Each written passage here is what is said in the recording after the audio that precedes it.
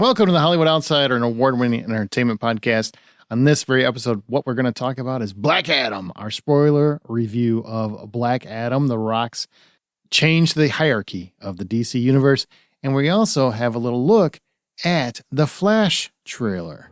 Let's get on with the show. My name's Aaron Peterson, and we're going to bring in Zack Parkerson from the GamingOutsider.com. That's the GamingOutsider.com. And he's going to talk about Black Adam with me. We're going to review the film briefly, spoiler-free, and then we're going to jump into all the spoilers and details from it. But also, he was part of a survey group for the Flash trailer, which is basically they've cut together the Flash trailer, and we talk about that before then. So I think it's pretty fascinating, and I think you guys are going to enjoy it. So we're going to get right to it. So here is myself and Zack Parkerson talking about The Flash and Black Adam. Well, first, let me introduce you because you haven't been on in a minute. This is Zack Parkerson from the Gaming Outsider, thegamingoutsider.com, if you're looking for a gaming podcast. What's up, Zack? Does that make us sisters if we're sister podcasts? I think so. Why wouldn't you just go for brothers? I don't know. That's weird. But people always like, oh, it's our sister podcast. I don't know. Don't identify me. Yeah, you're right. My mistake. I assumed. Yep. Yeah.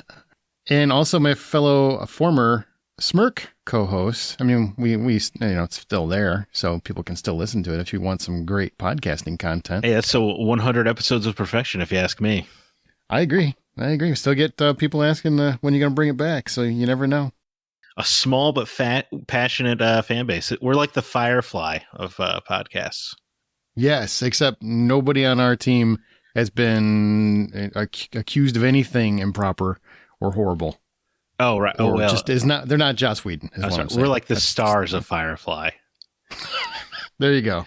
I think they're all unscathed. It's hard to know anymore. As far as I know. Oh, Joss Whedon. R.I.P. Oh, you have failed us. All right, so we're going to talk about two things because you saw Black Adam. You and I both saw Black Adam. You know the comic Black Adam, so we're going to talk about that in a second. But you also saw, what was it, a survey group as you were part of for the Flash trailer? I was walking into Black Adam. They said, I assume they grabbed me. I was wearing a Justice League shirt, so I don't know if that, but this guy really he's like, hey, do you have 15 minutes to watch a selected preview or whatever? And yeah, I got to see a Flash trailer. How long of a trailer are we talking? A few minutes? Yeah, 3 minutes? 2.5, 3 minutes, you know. So you think this is a already professional done trailer ready to release? I mean, all the CGI and stuff looked done. It was explained to me as like it's like the trailers and editing or whatever. So they're trying to figure out, should we cut this from the trailer? Should we try to add more of something in the trailer? Okay. Yeah. So here's what we're going to do is we're going to talk about that, but I want to give everybody a fair warning. You can jump ahead 5 minutes or so if you want to just wait for Black Adam and you don't want to hear anything about the Flash trailer. I mean, you're going to see it in the movie theater eventually. But I just want to know what they're showing right now. I assume it's just Ezra Miller in an orange jumpsuit. Is that pretty much what you see thus far? Well, too soon. Red Ezra. Oh, yeah, because of the prison.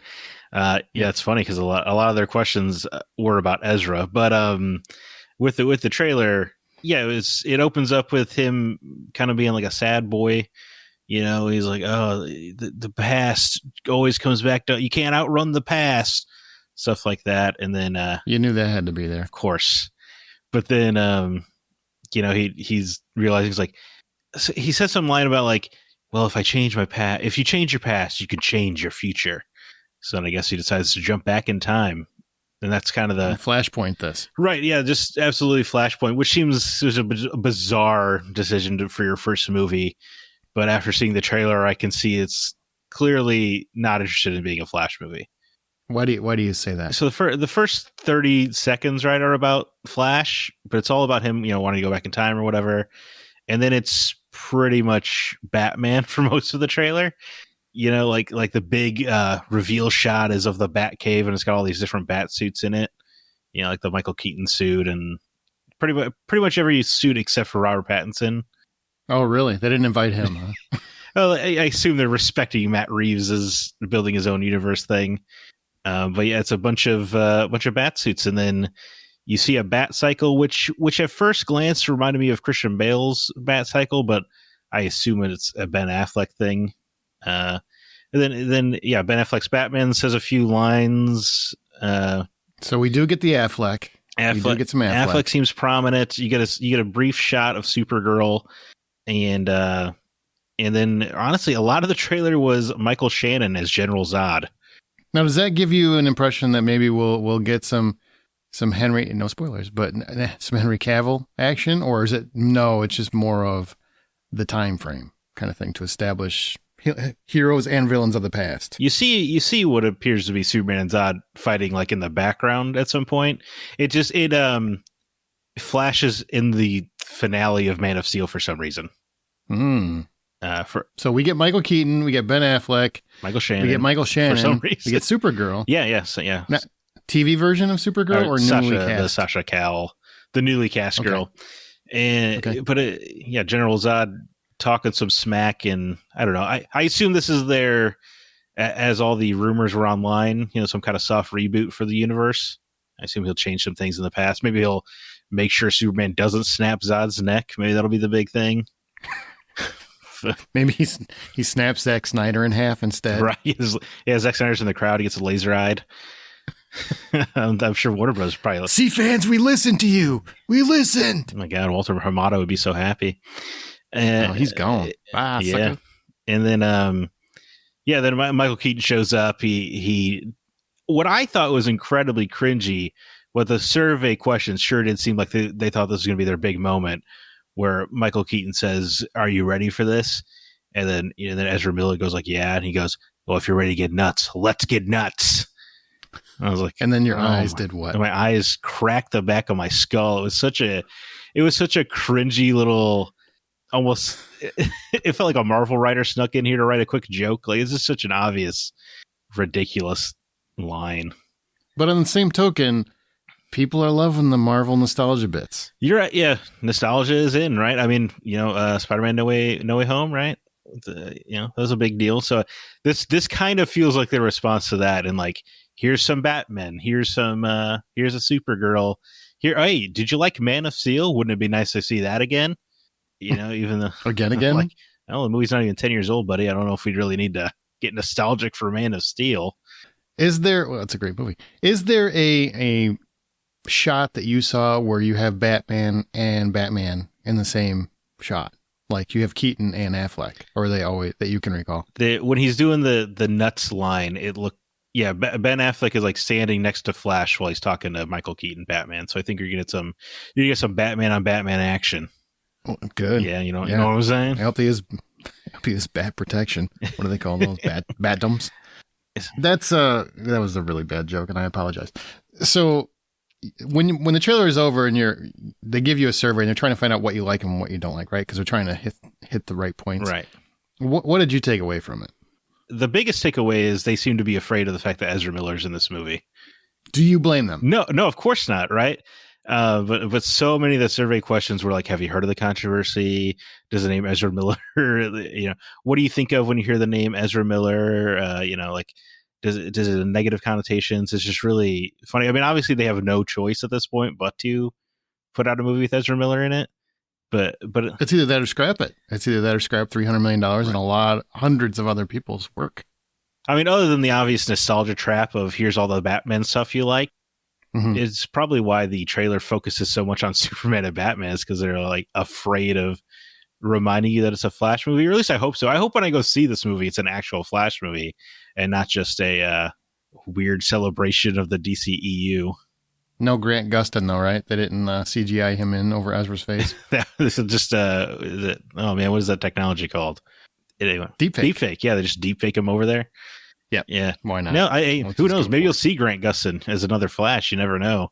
We saw Ezra Miller was on the Flash TV show that one time. I'll be perfectly honest. I've thought about this pretty deeply, probably more than anyone really should. If they did that, even it's the end, maybe it's a stinger. They reintroduce him as the Flash, I think it would solve a lot of their problems, because they could say, goodbye, Ezra. This movie's done. Welcome, Grant.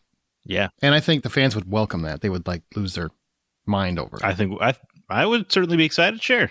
I don't mind Ezra Miller as Flash, but it's obvious that the damage control of trying to reinvigorate his career as like part of the center of your DC universe just seems like more effort than it's worth.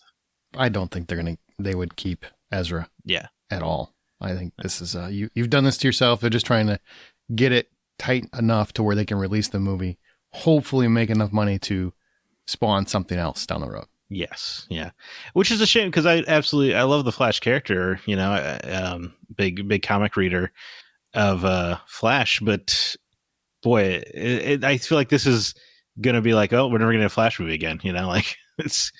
Well, like I said, I really believe if you get Grant in there at the end and just say, basically, okay, this is the Flash we're following going forward.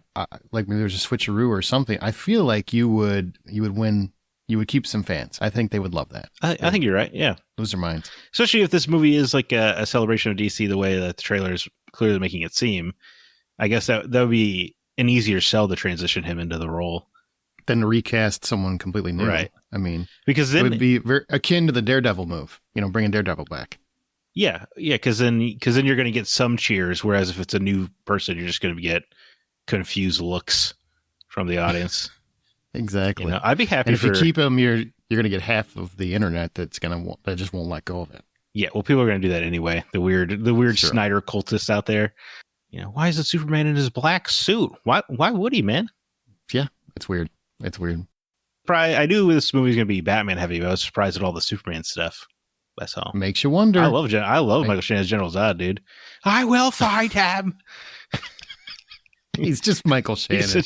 Everybody's like, he was so great in this role. I'm like, he's literally just Michael Shannon in everything else he does. He's great. So find any Michael Shannon movie where he's angry. That's what he does. I love General Zod in The Shape of Water. It was awesome. Same movie.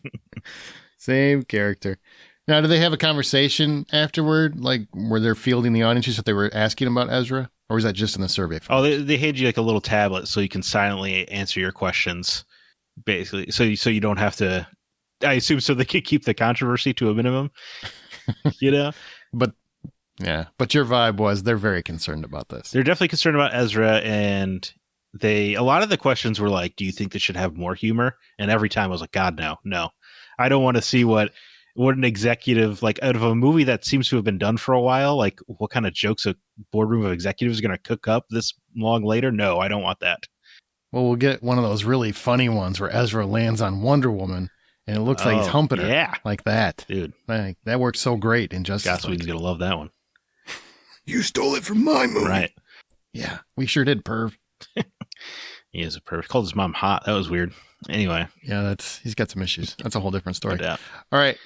So, thumbs up, thumbs down. Where are you at on the Flash trailer? Does it get you excited as a comic book reader, as a fan of the films? I still think I'm mostly thumbs up. I hope we don't spend as much time in the third act of Man of Steel as this trailer is making it seem, because that would just be, I've seen that movie, like it was really great. We don't need to. So there's a lot of Man of Steel in this. Yeah, I would say most of the trailer was the third act of Man of Steel, but from the Flash's perspective. And there were some cool shots like him like running up side of a building as it's collapsing. That was pretty sick. But it's, it was just weird. I'm like, is the movie just rewriting Man of Steel? Is that the goal of the movie? That's kind of what it felt like. And there was a survey question of like, what is the movie? What do you think the plot is about based on this trailer? And I was like, I think it's about rewriting Man of Steel. That seems to be the primary goal based on this trailer. That's funny.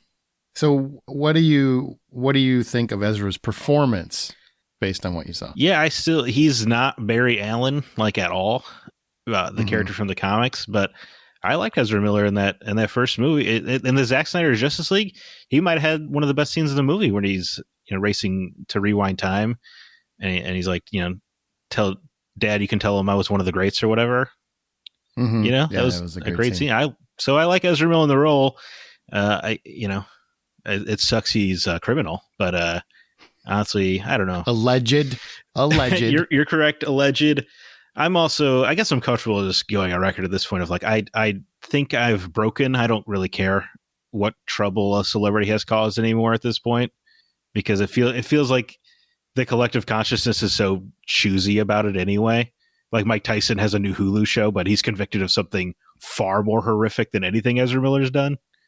So it just feels like we can just kind of pick and choose. So I think I'm personally just over it. So Yeah, I like Ezra Miller in the role. I wanted to see a Flash movie with that person.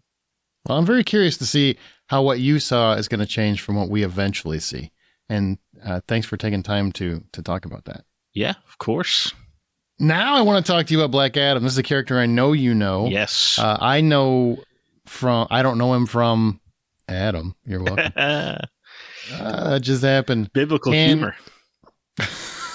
What is funny about this is that The Rock has been trying to get this movie made for 15 years, and at least 10 that I'm aware of, because I remember him talking about it to like MTV News a decade ago. So, I mean, I know he's been trying to get this movie made for a long time. For people that don't know, I just want to say what it's about real quick. In ancient Kahndaq, Teth Adam was bestowed the almighty powers of the gods. Basically, they thought he was going to be a champion, the people's champion. But after he used these powers for vengeance, he was imprisoned, becoming Black Adam. Nearly 5,000 years have passed, and Black Adam has gone from man to myth to legend. Only now he's free, and he's got his unique form of justice, born out of rage. And of course, he is challenged by modern-day heroes who form the Justice Society, who are Hawkman, Dr. Fate, Atom Smasher, and Cyclone. Basically, Atom Smasher is a version of Ant-Man. Cyclone is kind of Storm, and Dr. Fate is like Doctor Strange. Oh, that one hurts. Yeah. Well, I want to talk about some spoilers for this, but first, just the movie. You're a fan of the comic, and the comics, correct me if I'm wrong, he is basically a straight up villain. But here they're presenting him as an anti-hero. As a comic fan, do you feel like it delivered, or is it just more of this delivers as a DC movie? Like, where do you stand in it? Right, so I expected them to soften up his edges going into it. I will say it felt like as anti-heroes go, he was a little more villainous than most until maybe the very ending, but we could talk about that. But yeah, I think overall I was happy because at the beginning he really did just kind of seem like a straight up villain, which I appreciated, or at least the kind of villainy that he is in the comics, where he's kind of a somewhat just ruler in the comics of Kahndaq. So a little like Dr. Doom, if you're familiar with that character. Mm-hmm. Yeah, he's in the opening. He's very much just tossing people to death's door. Yeah, it was awesome. Left and right. That's just some of those deaths were so funny. It looked like sometimes you're watching like Mortal Kombat or something. It was so over the top. But yeah, I think overall I was happy with the Black Adam character here. And as far as The Rock's casting, I have to say, I came dangerously close to go, maybe he needs a few more jokes. And then I'm like, nope, this isn't a Marvel movie. This is a DC movie. They got their own vibe. And I'm good with where he's at. I loved how stern he was, how serious he was, and he took it. He was playing a role as opposed to just being The Rock in every scene. Yeah, that was my biggest takeaway. I was like, oh yeah, Dwayne Johnson can actually do different stuff when he wants to. Because I feel like he used to play different characters, and then there's like an 8-year period where he's just been The Rock. Yeah, it's true. Like Fast Five, and after that, right, rock. But he did do some acting. Be Cool. He was great in Be Cool. Yeah, of course. Find that one. Absolutely. So would you like? Did you like him as Black Adam, the character that you know? Yeah, I thought I was always on board for Dwayne Johnson being Black Adam, especially because of the way he's been talking about it for so long. I was like, I have to assume he knows the character if he cares this friggin' much about it. So yeah, I was perfectly happy with Dwayne Johnson, and I like that the movie was centered around him, and I like that the good guys were the antagonists of the story. The JSA. Oh, because they're coming in. Because for people who might not have seen it, Justice Society, which is Hawkman, Dr. Fate, Cyclone, and Atom Smasher, they're coming in to lock Black Adam up because, of course, Waller, who famously runs the Suicide Squad, which as soon as you see her, you're like, I don't trust anybody, anything anybody's doing. But they're coming to get him and lock him up in prison because they see him as a straight up villain and nobody on this planet can stop him. So that's the concern. Right. Yeah. I like seeing Waller, man. I like the idea of Waller being the connective character of the DCEU. Do you really? Yeah, I think she'd be. That's like because you had like Nick Fury, right, in those early MCU movies, kind of being the character who was everywhere, or Coulson, I guess, more so. But I like the idea of it's someone who's always a bad guy to everybody. Yeah, she's always playing things at her gain. Yeah, she does that quite a bit. Yeah, and I love Viola Davis, so it's a win. I mean, she's the Woman King. Great movie. Oh yeah, I loved it. Great movie. That was great. Yeah, she's always fabulous. So Collet-Serra is the director, Guillaume Collet-Serra. I'm sure I said that wrong, and that's just the way it's going to roll. But this is very much a film that is not so concerned with plot. It's more concerned with just the idea of setting up Black Adam and what this universe means. Did you have any issues with the story? Because that's where critics seem to be completely differentiated from audiences. Audiences are giving it like an 89, 90% rating, while critics are at like 44, 45% at the time we're recording this. Because the movie never seemed concerned with the overall plot, I never cared either. It's not like the movie was trying to tell me that the Crown of Sabak was this, all impending world ending threat. It was just kind of like a really powerful demon dude. And it was obvious, like the movie was more interested in, the JSA and Black Adam kind of character interactions and primarily a bunch of fun action scenes. So, I wasn't too concerned with the plot, I guess. Like, I just don't care. It's not what I didn't come to this movie for some kind of intricate, labyrinthine structure or anything. I wanted to see 2 hours of Black Adam killing dudes, and I got that. And I wanted to see the JSA on the screen. That was exciting too. You and I are both critics, but I think both feel kind of differently about how reviews should be. I feel it should be based on the filmmaker's intent, not what the critics want. And that's what I feel I got. Everything here felt like this is the movie they're trying to make, and they're making a fun, pretty by the numbers plot, superhero plot to establish this character, and then maybe rev it up for future servings. Right. Yeah. No, I mean, that's what I try to do over at the Gaming Outsider. Check it out. Where I think it's unfair you need to meet the media with its intent, right? I think that's the least you can do when I'm reviewing a game or whatever. If I really wanted an action game, but they made an RPG, it's not fair to be like, boy, I really wish I had some more RPG mechanics, or action mechanics, It's also, I don't think, fair if, it's just like every other comic book movie. Okay, but did you enjoy it? Is it good? I mean, so what if it's like other ones? This is its own thing. It's not fair to say, well, there were 10 of those things, so therefore this 11th can't be good. I don't think that's fair if the 11th is still entertaining, which this is, to me. I agree. Yeah, no, I thought it was a lot of fun. It kind of reminded me of the superhero movies of the 2000s, before the great Iron Man tidal wave. It reminded me of older comic book back when like Bryan Singer's X-Men was a little simpler back then. It wasn't overly complicated. Not everything was connected. Yeah. Now everything's connected, and things that weren't connected are somehow connected. And Wolverine's going to be in Deadpool. I don't understand what's happening over there, but DC is doing its own thing. I don't have a problem with that, and I feel like they are trying to connect more. Yeah, it seems like clearly based on things happening in this movie, they are. And Waller is the connective tissue, like you said. Right. I hope so. And there is humor in this, by the way. If you really look for it, if I'm not mistaken, they imprison Black Adam in the Rock of Eternity, right? And that right there made me laugh. I see what you did there. I don't know. I thought that kid was pretty funny. Atom Smasher? No. The actual kid. The actual kid. I don't remember the kids. The skateboarding cool kid from the 90s. I don't remember. Haman. He was cool. Yes. I liked him. I liked the way he was trying to sales pitch Black Adam into, branding himself better. I don't know. I love that they threw some parkour his way. He was a lot of fun on that skateboard. Yeah, he's like a little Assassin's Creed there, That's a video game in case people don't know. Not the Michael Fassbender thing.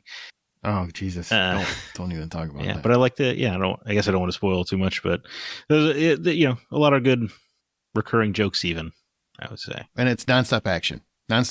The whole movie is just like full throttle throughout. Right. Which is exciting. Now, Aldous Hodge, I've been a huge fan of his for years because he was in Leverage, and now he's Hawkman.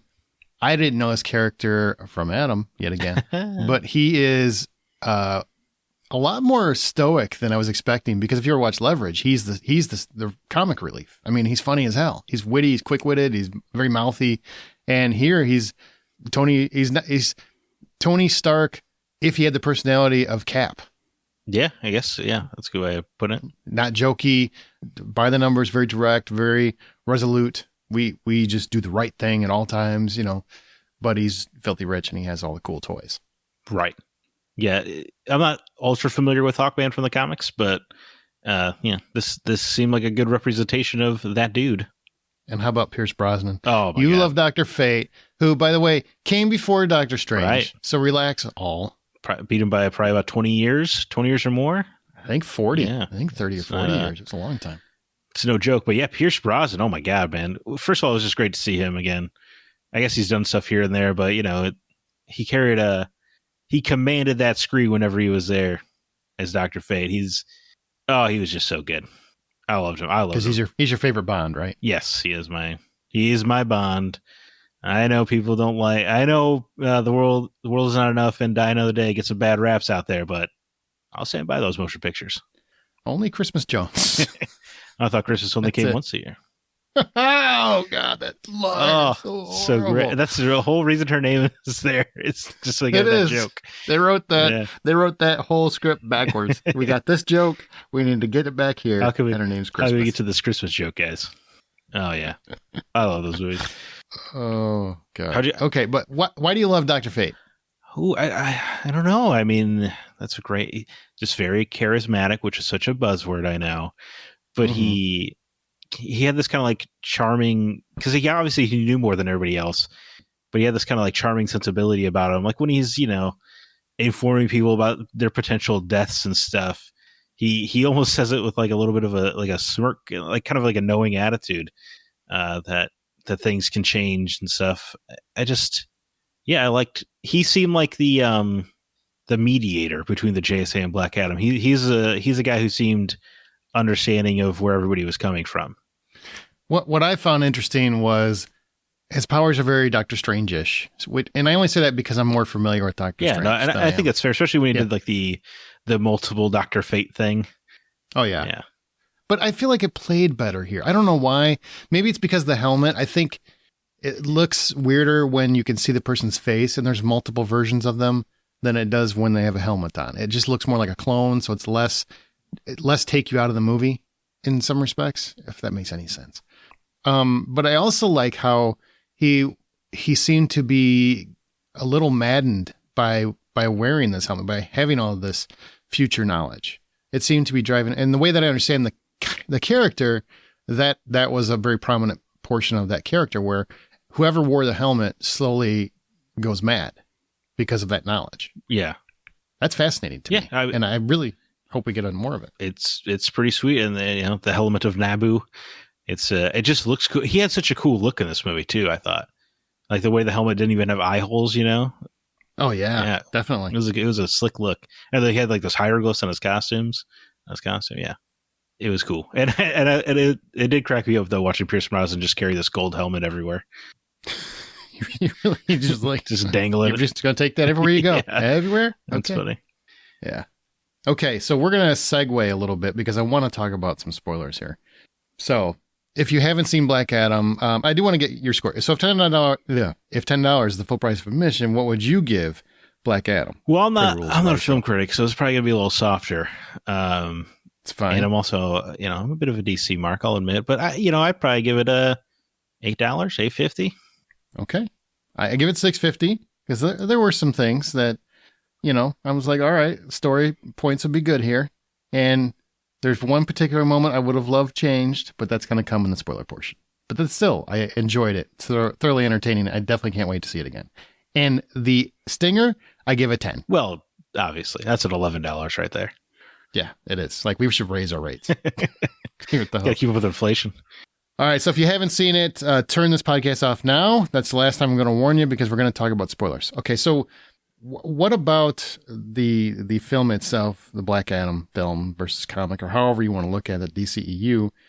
Did you like by the end of it or dislike by the end of it in terms of the direction they were taking it? The direction of the DCEU?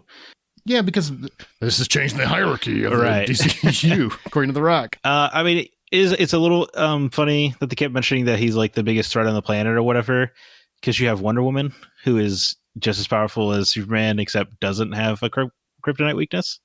Plus, has a bitchin' jet that they never show. Right, so you think she would be the biggest threat, but aside from that, I think Black Adam's a cool new threat to introduce to the universe, and especially if they lean into his villainy in future movies, I think that he could be a great kind of recurring villain. And what either superhero universe really needs more of is villains who come back, because they're almost always disposed of immediately. Yeah. And you need villains like these that are a little bit more complex than your typical villain, I guess. And yeah, there are moments where they will do anything to save their people, but that's all Black Adam seems to care about. I will care about these people. I don't give a damn about the rest of you. Yeah. That seems to be where he is and where they're building him. And I like that as long as they adhere to it. There was one thing that I thought was interesting, because I had talked to many comic fans, including yourself, before I went and saw Black Adam, DC comic fans, because like I said, didn't know the character from Adam. Yeah, thank you. And one of the thing they told me, because that shot that you see everywhere is of The Rock on the throne, right? Yeah. You see the replicating a very, I guess, famous shot of Black Adam from 52. I don't know if that's correct. 50, I understand it. Great comic. Okay, thanks. I'm repeating what other people have told me. So it's replicating that moment, and then he destroys the throne. The way that I understand it, you correct me if I'm wrong, in the comics, he would totally have just sat there and enjoyed that. Yeah, that is what I was alluding to earlier, where until the end, I did not like that moment where he destroys the throne. He says it feels wrong or whatever, and he's going to be a protector and the people have to take care of themselves or whatever. Now he's absolutely just a straight up dictator in the comics. Like in that moment, he should have looked at that kid, just smirked and be like, it feels right. Or like when he's like, we need you to lead us, be like, I think I will. Like that would have been a Black Adam moment. Him smashing the throne, it feels wrong. I was like, oh, it's just you sanded off one too many edges. So do you have a problem with that as a comic fan? Because obviously, I mean, they're kind of going the Venom route, right? Where they're taking the straight up villain and making him a little softer, a little kinder, a little gentler. Because it's The Rock. Everybody loves The Rock.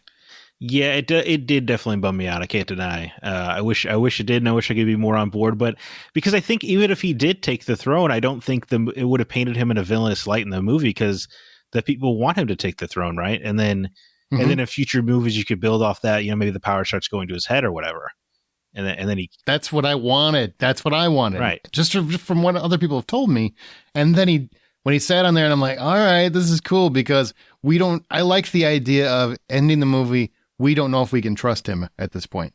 We don't know what he's going to do with this. That sounds awesome. That would have been great. And what makes him so cool in the comics is, yes, he is a dictator and, his rule is law or whatever. But when it comes to his citizens, he's beloved. He's considered a fair and just ruler, and he protects them, and he makes sure everyone does have their freedoms and stuff.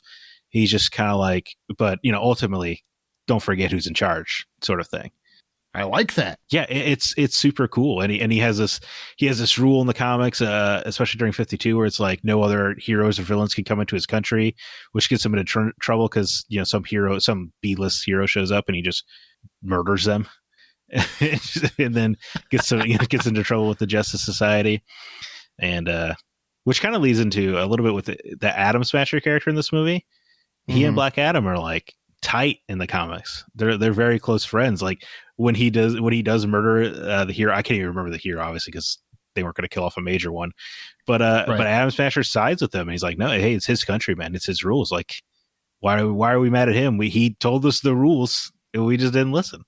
Why couldn't we have got that? Yeah, well, I wanted that Atom Smasher, not this. Yeah, Ant-Man light. That was a moment where, even if I didn't know that history, and I only know it vaguely, that was a moment where I'm like, you just changed it. I mean, I get what you're doing, but that's the cliche. Yeah. Right there was the cliche. You should have went with him sitting there and just smirking or something like that, because that would let us know we don't know what he's going to do. And I think it would leave people with a big rah-rah moment, because they'd be like, oh, that's badass. Yeah, it'd be not realizing, oh, we just put a dictator in charge. Right. It'd be different, Yeah. Like you said, it wouldn't be the typical ending. Oh, it would have been great. And honestly, it would have made the post-credits scene make a little more sense. Look, I have no fault with the post-credits scene, but we can talk about this freely, because this is, we're still in spoilers. That was my that made my year. Yeah. Honestly, bringing Cavill back as Superman made my year. Well, so they had that shot, those couple of shots earlier where the Superman poster, but then they burn his face away. You know what I mean? When they're fighting, or they punch through the Superman symbol. And I obviously they punched through like every major symbol. I mean, they were punching through every major symbol of the Justice League, which was great. Right, but the Superman face being burned off almost felt like a direct shot at the Shazam Superman cameo. You know, and I have a trouble believing any internet rumors. So when people are saying Cavill was back, I was like, sure, but you've said this before. You guys said this for Shazam. You know, they did. Yep. So I'm not inclined to believe you. So when he showed up and he was in the smoky shadows, I was like, oh great, here we go again with this tease. And then he spoke though, and it was Cavill. Oh my god, man, I couldn't contain myself. I was squirming with excitement in my seat. I was so glad he said something that we hadn't heard before, because otherwise I'd be, oh, you just CGI, you just Paul Walkered his ass into there. It's like Luke Skywalker in The Mandalorian. Yeah, exactly. That's all you did, but he's like, Black Adam, we have to talk. Oh my god, that's the real Cavill. It was great, yeah, see him again. Oh my god, man, yeah, it was, yeah. I'm a huge DCEU fan, so I'm not afraid to admit it. I was definitely welling up seeing the Cavill back on the screen. I almost cried. It was beautiful. Almost cried. Because it just seems so impossible, you know? I know money talks, but do you remember like that really weird, depressed video Cavill put out where he was like looking at his Superman action figures all sadly from a few years ago? Like I was like, oh, it's over, man. Like there's no way. There's some kind of bad blood, but I guess, hey, Discovery doing 90 things wrong, but at least it did one good thing. I'm just so happy because he's never been the problem. No. Minus the fact that there's no way on God's green earth anyone can mistake Clark Kent for anything but Superman in his shoes. Aside from that, he's a wonderful Superman. It's not his fault that the wider public did not embrace Zack Snyder's movies, because I don't think anyone had a problem with Henry Cavill. No, it feels like even people I know that don't like Man of Steel and are obvious fools, they never seem to blame Henry Cavill for that. Well, you'd think you'd be more excited about the Flash trailer as much as you like Man of Steel. I'm just saying. I do. I love Man of Steel. It's right there on Blu-ray. I can watch it anytime. I don't need to see it again next summer. It'll be different. It's from a different angle. You're right. Yeah, all the good stuff's in the background. Exactly. And he just runs around it. He just runs around. He just showed up to Zod and be like, hey, man, I would definitely wear a neck brace if I were you. Just a heads up. That's funny. What I love most about the cameo is that The Rock has done everything he could to spoil it himself. Yeah, he's not being subtle. Yeah, he's not being subtle at all. But I think that's kind of genius, right? Because he's trying to get people in butts and seats to go see his movie. Right. And so he's not saying it directly, but he's teasing the shit out of it. Yeah, he's doing everything he can to not say it. But yeah, I mean, I'm excited. I feel like I do owe Dwayne Johnson a thank you for making this happen. I don't think, would they have pursued Henry Cavill with quite the same vigor without Dwayne Johnson pushing for it? No, I don't think so. Yeah, I firmly believe, somebody told me they had the same agent. I don't know if that's accurate, but whatever it took, fine. Thank you, Dwayne Johnson, as if he needs our thank yous, but thank you. He'll hear this, I'm sure. I'm sure he's listening to every podcast about his movie. I don't know. He might. I don't think maybe so. If we mention his energy drink, he'll show up. Zoa energy. You got to mention the tequila and the energy drink, and then he shows up, poof, like a genie. Yeah, I'm excited for Superman versus Black Adam. It's weird. I kind of feel like maybe you should be building up towards a Shazam versus Black Adam, but whatever they want to do. I feel, and this is just my opinion, right? Because The Rock's been building this up for a long time, and I know he's fought both, right? Black Adam's fought Superman and Shazam, right? Yeah, there's even an animated movie where it took both Superman and Shazam to take down Black Adam. Oh, that sounds bad. It's pretty great. That could happen. I think they're going to build up to it. I don't think it's going to be like the next movie. But what I think they will do a Man of Steel if this is well received. They'll do a sequel to that.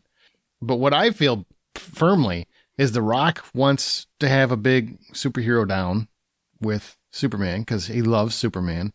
And also, I don't think he thinks Shazam is really that badass. I mean, when you put Henry Cavill next to Zachary Levi... Well... That's the thing. Yeah, if Zachary Levi and Dwayne Johnson standing side by side, it doesn't really look like much of a contest. Yeah, it's the shortest fight in history. Right. Ding! Yeah, and then Superman shows up. Though he looks like that would be a fight. That could be a fight. Yes, yeah. But yeah, I obviously am very excited for that. Henry Cavill back. And with Ben coming back in Aquaman or whatever, that Jason Momoa totally ruined for everybody. I don't know, man. The future's kind of looking bright again. And what? One more thing. What do you think about the connection to Peacemaker? Oh, with that blonde chick. I can't remember her name. I watched that whole show. I can't remember her name. You should be ashamed James of Gunn yourself. It's Amelia Harcourt, but it's Jennifer Holland, who's now married to James Gunn. Harcourt. That's right. I think they call her Fun Harcourt fact. throughout the. Yeah. No, it was fun. Hey, I guess she lived. Spoilers for Peacemaker, but it ended in a cliffhanger. And apparently they stuck her in the underwater prison in the middle of nowhere. That's just a weird thing to happen. That's a shame. But so be it. Like the Dove of Peace drew it on his gun. But it was cool seeing her. I was like, good for her, Well, it's all connected. It's all one world. All we need to see is Lady Gaga stroll by, and then we have a connection to the Joker universe too. Oh my God, I would hang myself. Sounds awful. Not Lady Gaga. Just let that be its own world. That's all. Okay. I don't need everything together. I don't want Robert Pattinson in these movies. I want him in his Batman universe. Yeah, I want Affleck. I don't want. I think everything being connected is what's holding the Disney Plus shows back. There's a lot of that stuff I don't watch. Yeah, so exactly. I'm never going to know what the connection is. But yeah, no. Of course, I'm very excited for Henry Cavill. Now, let me ask you, what did you think of Black Adam's origin? Right, with the son giving this power. Yeah, that got me because I didn't know the background. So that was an interesting twist, I thought, and I really liked it. I thought that was a kind of a cool twist that basically his son saved his life. And then, he was just so mad. He was the wrong guy. So now he's trying to, of course, I don't know if that's how the comics follow, but that's how this movie's going. He's trying to live more up to what his son's idea of him was. And I thought that was an interesting take on it. Well, I asked because I did like it as well in the movie, but in the origin, I know for Black Adam, and it could have changed because DC Comics loves to reboot every 10 years or so, it feels like. But the Black Adam origin I know was he was actually the uncle of Harut, not his father. And he was helping him lead this rebellion, right? But Harut wanted the people to rise up. He wanted to inspire the people to rise up against the Emperor themselves, and kind of like change things more of the correct way, demand change sort of thing. Okay. But whereas Teth Adam was of the mind of like, you have this infinite power, just go to the palace and destroy this dude, But so, and he and his nephew keep disagreeing, but then they're up on this cliff and his nephew says Shazam to turn into the hero, but Teth Adam shoves him off of the cliff to get struck with a lightning bolt himself and steals the power of Shazam. Oh. And it's so much darker that way, obviously. But what is interesting is he kind of, so therefore he doesn't really want to say the word again because he's worried that the power, would leave him or whatever, which is also kind of a cool twist. And then, but it's neat for Black Adam because when he's ruling Kahndaq and stuff, he regrets killing his nephew, right? So it's kind of this thing that eats at him a little bit, but you also kind of can't undo killing your own nephew. You know what I mean? Like, so it definitely paints him as way more of a straight up villain. Well, maybe they refined it. That part I don't know. I don't really know. Like I said, I don't know the comic lore that much, but that's interesting. It was cool, but this one I didn't mind this origin either. They're definitely trying to not make it too dark. It's like a lighter Black Adam, right? Even though he does shove grenades into dudes' mouths. Yeah, that was awesome. That was pretty. This is Gray Adam. That's what it is. It's Gray Adam. It's kind of like like a dark Gray Adam. Yeah, very much. Yeah. He was killing people left and right for about the first half, and then he's like, "Well, I'll try and do it your way. Stop doing it their way. Do it your way. It was cooler. It was more badass." Hey, ripping Sabak in half was awesome, though. Yes, it was, and I feel like that entire special effect, by the way, was a nod to The Mummy Returns. Like, hey, we finally got this effect right. Are you happy, Dwayne? We made it up to you. Yeah, we finally made it up to where we could make the Scorpion King a little cooler than he was at the time. There's some intern who was working on The Mummy Returns is now heading a VFX studio. And he's like, I'm going to redeem myself. That's right. Yeah, that's the story I choose to believe. All right, well, that's Black Adam. Thanks everybody for listening. Thank you, Zach, for doing this. Really appreciate you stopping by. Hey, man, I'm helping us out. Happy to be your DC correspondent any day of the week. And until next Cavill, we need to talk. Does that mean Amy Adams is coming back too? Does she want to come back? Probably not. I guess it's a check, right? Like, why wouldn't you? She was great in Man of Steel. She was the main character of that movie. Anyway, She's the main character in that movie. she's the active protagonist for the first half of that movie. That's fair. Yes. Remember when they killed Jimmy Olsen? Yeah, that was great. Bye, guys.